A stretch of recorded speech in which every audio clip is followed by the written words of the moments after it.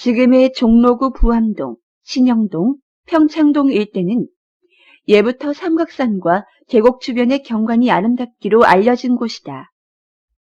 조선시대 이곳에 정자를 지었는데 1500년경 연산군 때 유흥을 위해 세웠다고도 하고 숙종 때 군인들을 위한 쉼터로 세운 것이라고도 한다. 강해군을 퇴위시킨 인조반정 사건. 반군 세력은 창의문을 부수고 들어가 반정에 성공한다. 인조와 그 수하들은 이 정자에서 흐르는 물에 살을 갈아 날을 씻었다고 한다. 이곳의 이름이 세검정이라 부르는 유래이다. 자연과 조화를 이루도록 설계되어진 세검정.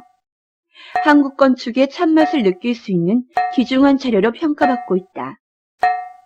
세검정은 차일암이라 부르는 바위에 세워졌다. 차일은 햇볕이나 비를 막기 위해 치는 천막을 말하는데 이 바위 이름에 유래가 있다. 세계적인 우리의 문화유산 조선왕조 실록. 당대의 역사를 정확하게 기록하기 위해 당시 그 어떤 사람도 개입할 수 없었고 임금조차도 볼 수 없었던 조선왕조 실록. 그 실록을 편찬한 다음 사초를 여기 바위에서 차일을 치고 흐르는 물에 집어넣어 먹글씨로 씻어버린 데서 유래한 것이다. 글쓴이의 비밀을 보장하고 그 기록을 없애버리기 위해 사초들을 세검정에서 흐르는 물에 세추하여 먹으로 쓰인 글씨를 없앤 것이다. 조선시대에 지은 용양봉조정은 동작구 본동에 자리 잡고 있다. 용이 뛰놀고 봉황이 난다는 뜻의 용양봉조정은 정조 때 1789년 이후 지은 것이다. 정조는 부친 사도세자의 묘가 있는 수원 화성의 현룡원을 자주 찾았다. 한강에 건널 때 잠시 쉴 자리가 필요하여 이 정자를 지었다고 한다. 정문과 누정이 있었던 것으로 보이지만 지금은 정자만 남아있다. 경관이 수려한 한강을 내려보도록 지었어도 풍류를 즐기며 심신을 수양하려는 목적은 아니다. 한강의 다른 정자들처럼 노래로 표현한 글이 없음이 이러한 사실을 반영한다. 사도세자의 묘소를 수원으로 옮길 때 종려경이 뚝섬에 배다리를 놓았다. 해경궁 홍씨의 회갑잔치를 열기 위해 한강을 건너야 했을 때에도 배다리가 가설되었다. 배다리는 강의 가운데 부분에 가장 큰 배를 배치하고 양쪽으로 갈수록 조금씩 작은 배를 배열하여 전체적으로 완만한 무지개 모양을 이루었다. 양 끝에 각각 홍살문을 세웠고 한복판에도 또 하나를 세워 총 3개의 홍살문을 세웠다. 궁전이나 왕릉, 서원 등이 세우는 홍살문을 3개나 세운 이유는 안전을 지극히 도모해야 하는 시설이기 때문이었다. 중구 정동에는 격변했던 근대 한국의 역사를 보여주는 건물이 있다.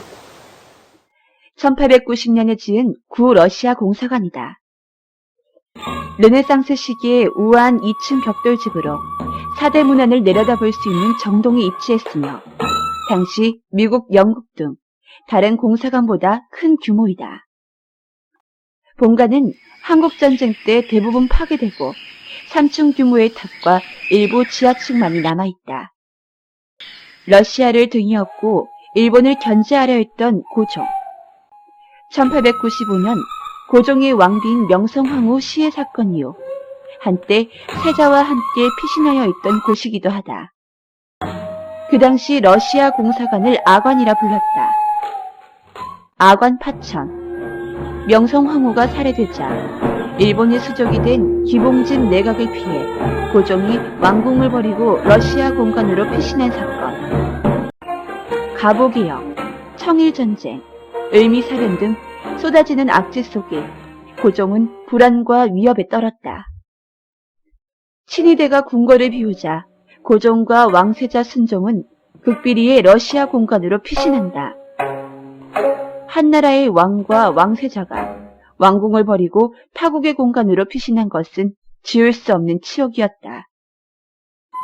일본은 조속한 황궁을 요청했지만 궁전보다 러시아 공간이 안전한 고종은 거절한다. 러시아는 이후 본격적인 수탈 정책을 폈다. 조선 정부는 늑대를 피하다 호랑이를 만난 격이 되고 말았다.